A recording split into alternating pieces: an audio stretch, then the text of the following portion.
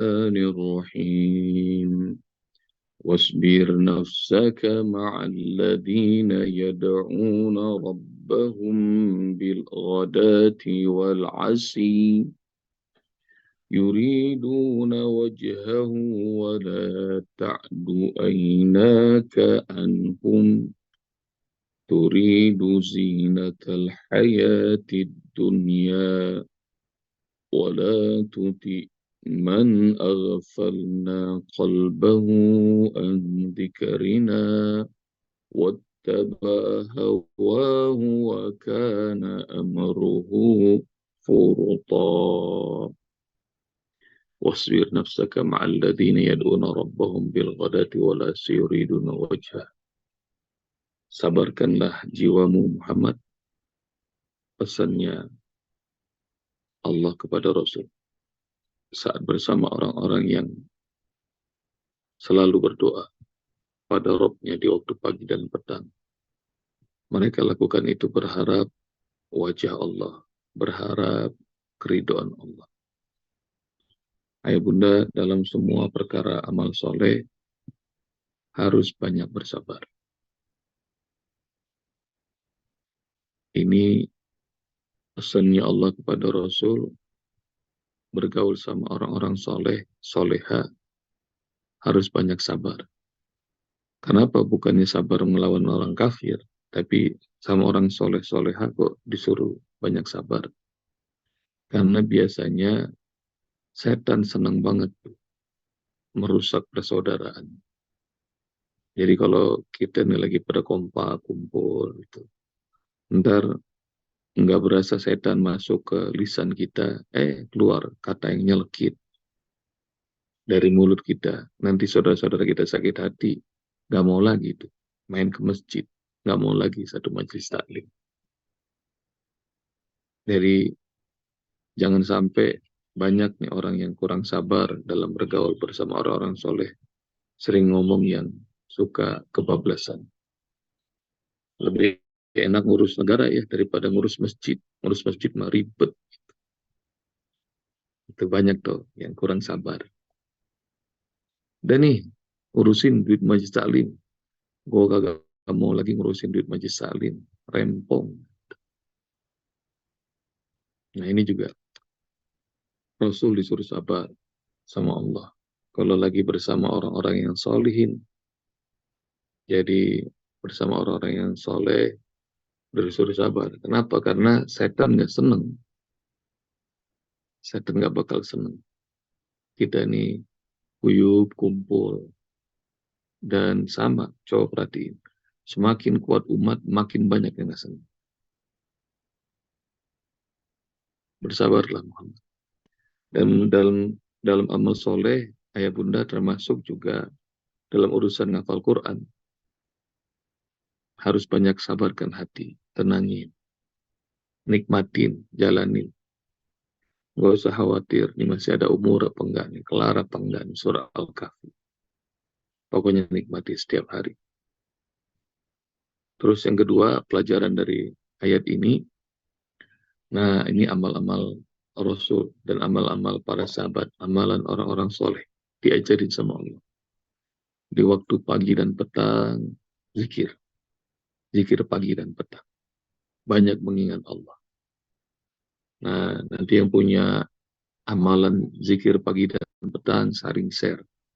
Dulu perasaan pernah tuh. Ada zikir pagi, zikir petang, dibagiin e-booknya di grup kita. Yang punya juga e-book Ma'surat, Al-Ma'surat, nah bagi. Kenapa? Ayah bunda, di jelang pagi dan petang tuh amat dahsyat tuh. Di waktu pagi dan petang, mengingat Allah. Jadi di saat-saat banyak orang lagi sibuk, nah kita masih sempat zikir pagi dan petang. Zikir pagi petang itu apa aja? Ya banyak. Ada subhanallah, wa bihamdihi subhanallah al-azim. Ada subhanallah, ada alhamdulillah, ada Allahu akbar. Ada la ilaha illallah wahdahu la syarikalah. Lahul mulku wa lahul hamdu yuhyi wa yumiit. Wa huwa ala kulli syai'in qadir. Asbahna wa asbahal mulku lillah. Alhamdulillah. Nah, banyak tuh zikir. Ada raditu billahi rabba wa bil islami dina wa bi Muhammadin nabiyya. Ada subhanallah bihamdi adada khalqihi wa ridha nafsihi wa zinata arsihi wa midada kalimati. Bacanya di waktu pagi itu kapan, Mas Bob? Pada subuh. Jadi sebelum ikutan taklim ini, zikir. Kalau petang kapan, Mas Bob? Jelang maghrib, ba'da maghrib boleh. Jadi pagi dan petang perbanyak mengingat Allah Subhanahu wa Ta'ala. Karena kalau kita ngerti, ayah bunda, sekarang sih kita terlalu terdistract dengan teknologi, dengan gadget kita masing-masing, dengan laptop, dengan macam-macam. Karena terlalu ke distract, kita nggak ngelihat kekuasaan Allah di waktu pagi dan petang. Karenanya kalau saum itu pagi dan petang, dimulainya saat subuh, tuh, kita bakal ngelihat teknologi Allah yang amat dahsyat. Dari gelap jadi terang. Nanti kita berbukanya juga kita berbanyak zikir, ngelihat teknologi Allah dari terang jadi gelap. Itu kalau kita ngelihat tuh. Nah, pagi kayak begini, burung-burung sudah mulai bernyanyi, kehidupan dimulai. Maka zikir yang banyak mengingat Allah. Yuriduna wajahu. Nah, kalau zikir tuh ayah bunda dan semua ibadah, jangan berharap apapun kecuali ridhonya Allah. Termasuk dalam urusan taklim ini.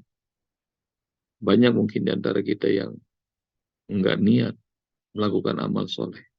Hatta ikut taklim. Maka hatta yang zikir sekecil apapun, niatkan mencari ridho Allah. Niatnya gimana, Mas Bob? Dalam hati misalnya, Allah, aku ingin zikrullah, ingin mengingatmu ya Allah, demi mencari ridho. Kalau dalam bahasa agama, lillahi ta'ala, ini untukmu ya. Untukmu, aku kerjakan untuk mencari ridho. Aku niat untuk taklim pagi ini demi mencari ridhomu ya. Pasang tuh niat. Aku niat berzikir pagi ini demi mencari ridho. Aku niat hatta dalam perkara-perkara yang kayaknya bukan ibadah. Aku niat tidur ya Allah agar mengikuti sunnah Nabi-Mu demi mencari ridho-Mu. Tidur dapat pahala. Aku niat makan ya, agar bisa menguatkan ibadahku padamu demi mencari ridho-Mu ya. Jadi semua amalan harus niatkan mencari ridho Allah. Kul, katakan, inna salati wa nusuki wa mahyaya wa mamati lillahi rabbil alamin la syarika lahu wa bidzalika umirtu wa ana awwalul muslimin. Cari itu ya, PR pertama pun ayah bunda. Di surat berapa, ayat berapa. Katakan, langsung ngajarin Allah. Katakan Muhammad, sesungguhnya salatku, ibadahku, hidupku, matiku, buat siapa? Buat Allah, Rabbil Alamin. Buat Allah, Tuhan semesta alam. La syarika lahu, tidak ada sekutu bagi Allah. Semua-muanya, hidupku, aku berikan untukmu ya. Wabidzalika umirtu, dan itulah yang Allah perintahkan padaku.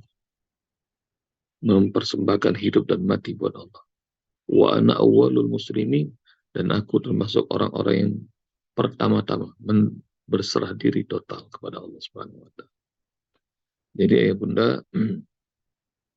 pelajaran pertama, bersabar kalau lagi bergaul dengan orang-orang soleh.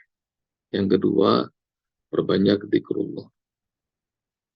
Perbanyak zikrullah waktu pagi dan petang.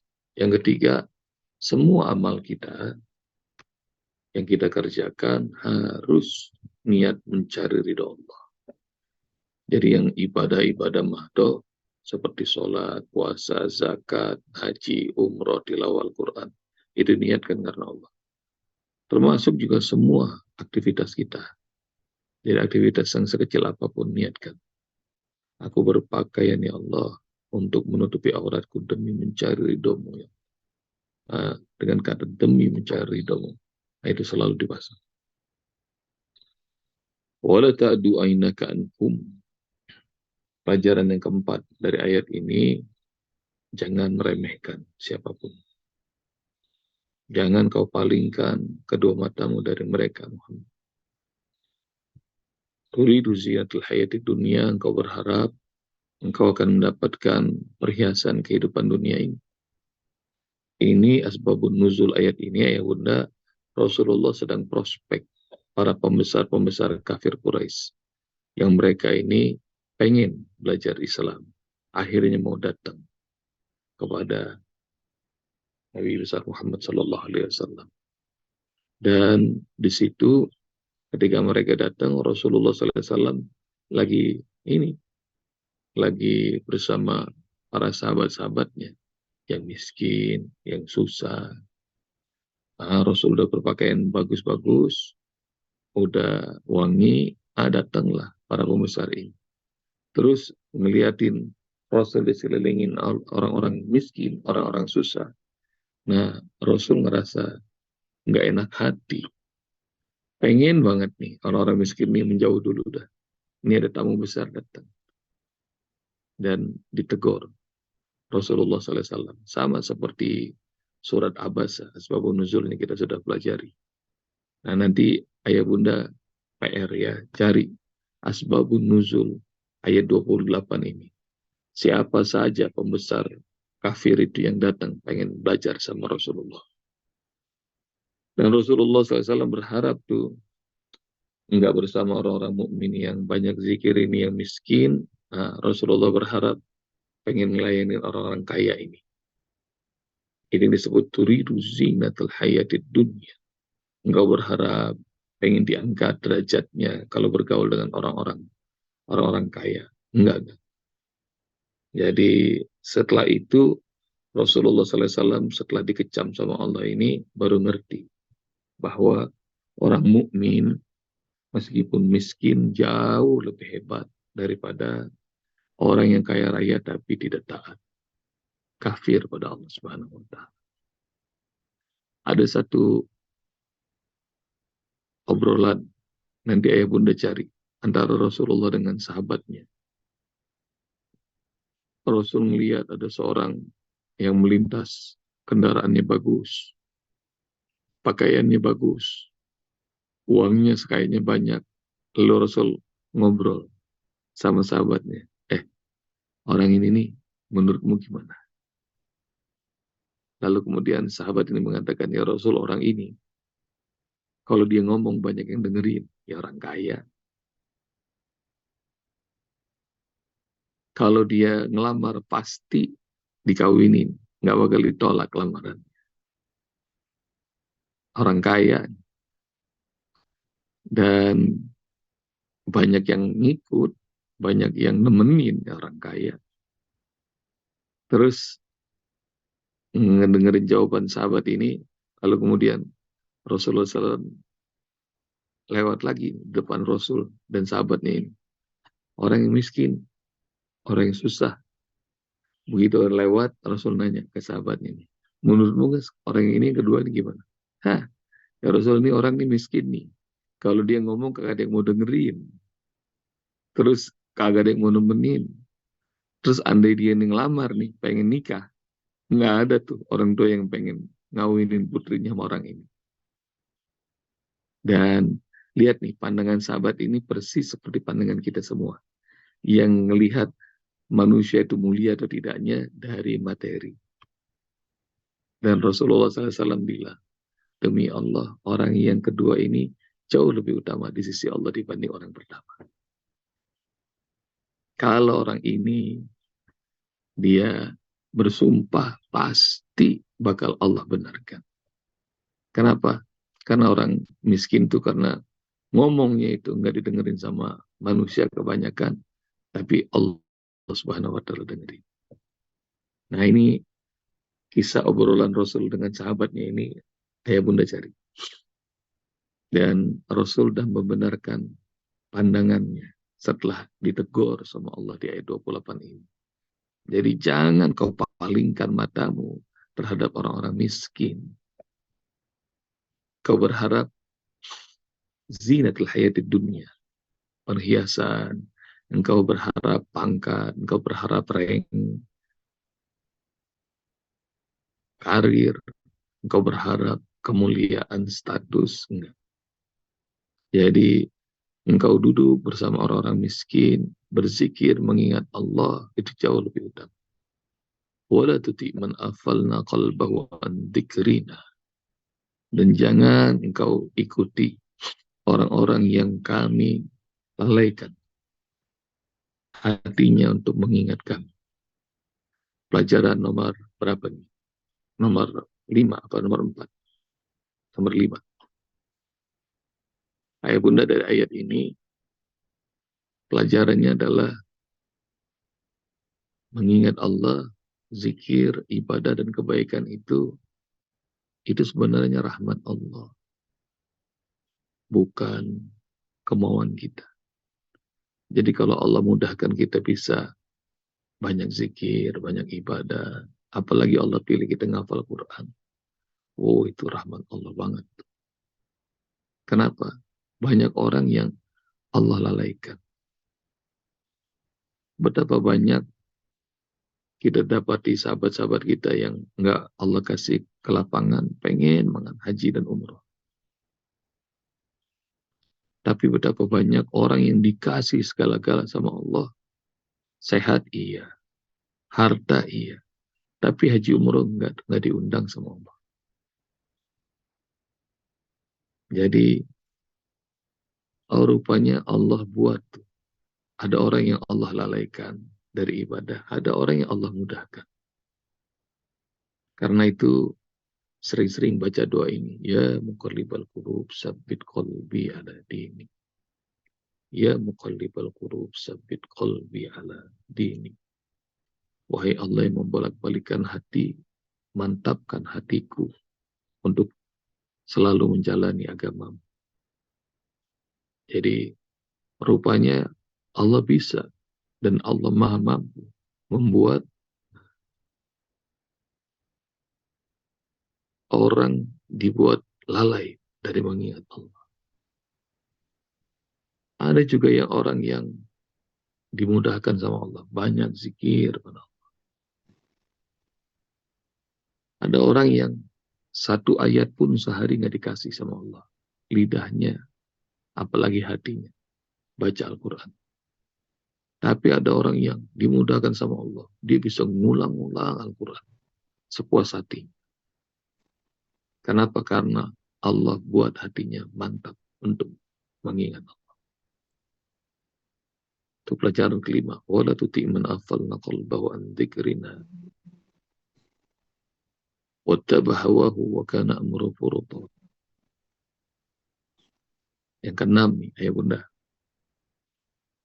bergaul sama orang-orang miskin tapi taat ibadah jauh lebih utama daripada bergaul sama orang-orang yang mulia secara dunia tapi jauh dari Allah. Wattabahawa wa kana amruhu furuta. Kerjanya kalau ngumpul sama orang-orang yang ahli dunia itu bawaannya pengen balap-balapan soal dunia. Ngomongnya soal harta, ngomongnya soal kerjaan, ngomongnya soal, pokoknya asal ketemu sama orang-orang ahli dunia ini, balap-balapannya dunia. Padahal makin bertambah usia kita, kayaknya kita dengan nafsu sama dunia. Tapi ada tuh orang yang makin tua ngomongnya dunia.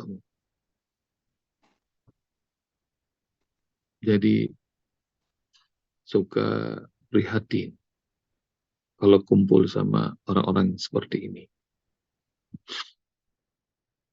Jadi ayah bunda, nanti ayah bunda bakal ngerti bahwa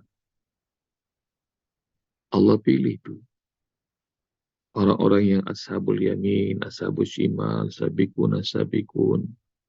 Seperti surah Al-Waqiah yang kita pelajari Ramadan tahun lalu. Di dunia juga ada begitu, ayah bunda. Kita nih kolamnya nggak bisa dicampur. Jadi kalau Usbok lagi kumpul silaturahim sama kawan-kawan zaman SD, SMP dulu, karena Usbok belum masuk pesantren. Nah, ada yang senang duduk dekat Usbab ada yang jauh, ngerasa nggak pantas sendiri. Males deket dia. Bawaannya baca Quran mulu katanya. Begitu tuh ayah bunda. Jadi kolamnya itu nggak bisa dicampur.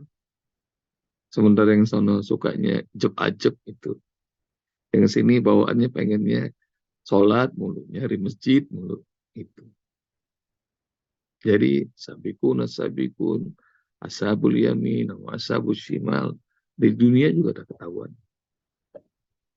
Terus pelajaran ketujuh, bunda, ngikutin hawa nafsu itu nggak ada habis-habisnya. Ngikutin hawa nafsu nggak ada habis-habisnya. Kata Rasulullah SAW, kalau saja anak Adam dikasih satu gunung, satu lembah emas. Jadi di antara gunung itu ada lembah. Kalau anak Adam dikasih satu lembah emas buat satu orang, dia nggak bakal merasa kenyang. Hingga mulutnya tersumpal dengan tanah kubur. Baru dia akan merasa kenyang. Kalau punya satu gunung emas, ntar dia cari gunung emas kedua. Udah punya dua, dia cari gunung emas ketiga. Dan nggak bakal pernah dia ngerasa kenyang hingga mulutnya tersumpal dengan tanah kubur. Maka ayat ini turun.